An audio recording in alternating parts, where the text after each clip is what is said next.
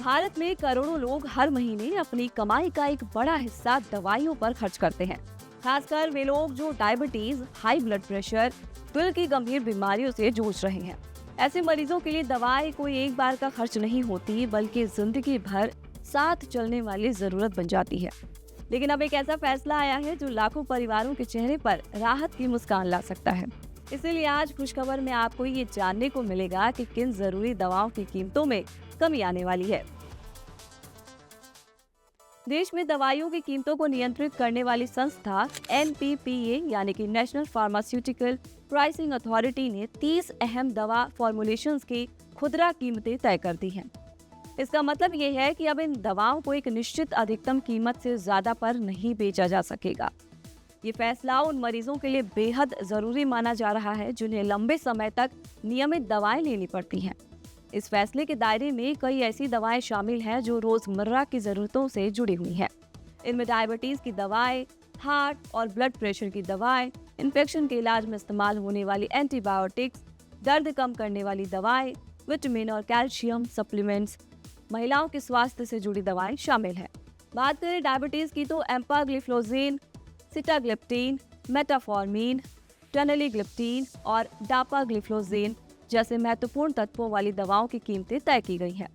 वहीं हार्ट और blood pressure के मरीजों के लिए एटोरोवास्टेटिन, टेल्मिसार्टन, सिल्निडिपिन और मेटोप्रोलोल जैसी दवाएं भी इस लिस्ट में शामिल हैं।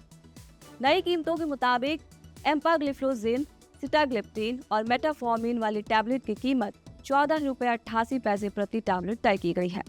सिटाग्लिप्टिन, ग्लाइमेपिराइड और मेटाफॉर्मिन के संयोजन वाली टैबलेट 11 रुपये 91 पैसे प्रति टैबलेट होगी। वहीं टनेलिग्लिप्टिन और डापाग्लिफ्लोजिन वाली टैबलेट की कीमत 10 रुपये 17 पैसे प्रति टैबलेट निर्धारित की गई है।